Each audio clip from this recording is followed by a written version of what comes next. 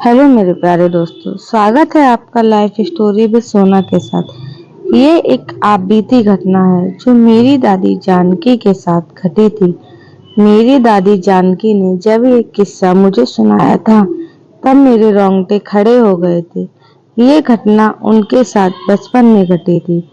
तब की बात है जब वो 6 साल की थी। दादी जानकी के मायके वाले जमींदार थे।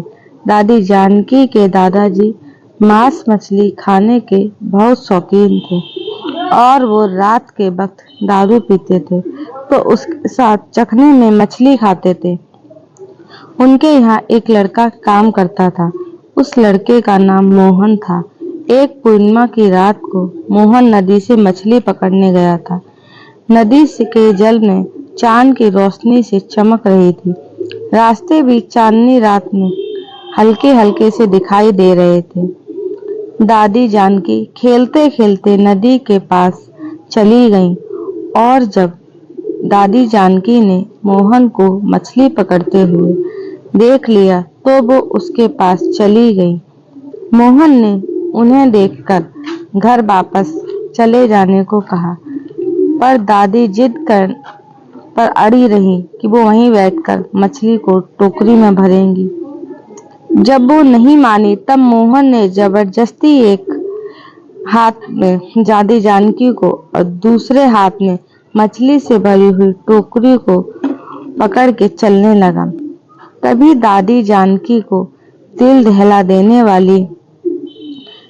वाला एक भयानक दृश्य देखने को मिला।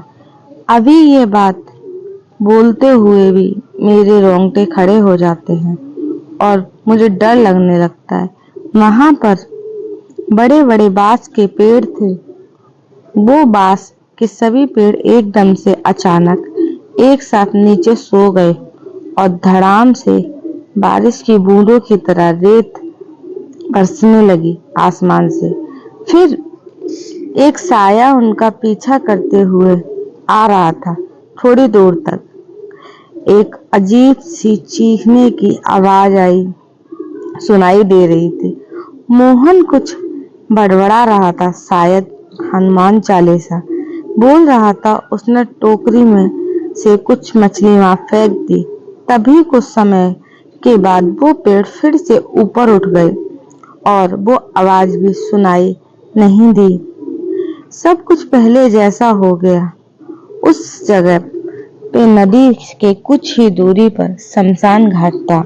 वहां के लोगों का कहना था जो भी लोग वहां मछली पकड़ने जाते हैं अपनी टोकरी से कुछ मछली वहां के फेंक के सीधे मुंह आते हैं। कोई पीछे मुड़कर दोबारा नहीं देखता था।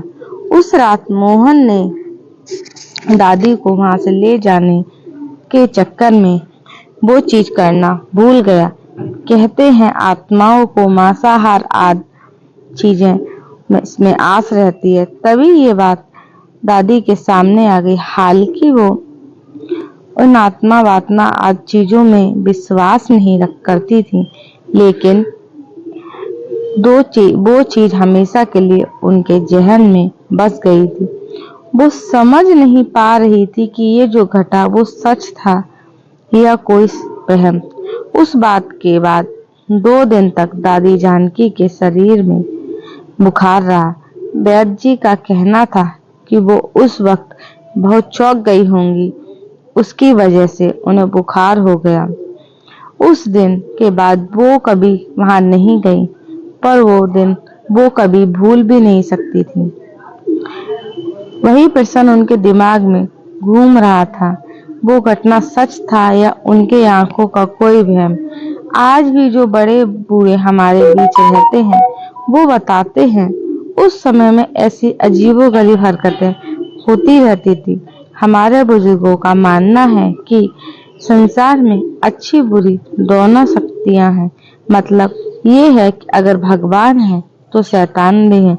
आप लोग इस बात से कितना सहमत हैं तो जरूर कमेंट करिएगा। आप लोग को अगर मेरी कहानी अच्छी लगती है तो मेरे चैनल को लाइक करें, सब्सक्राइब करें, शेयर करें और मुझे कमेंट करके बताएं कि आप लोग मेरी कहानी में और किस चीज की कहानी पेश करूं आप लोगों के लिए।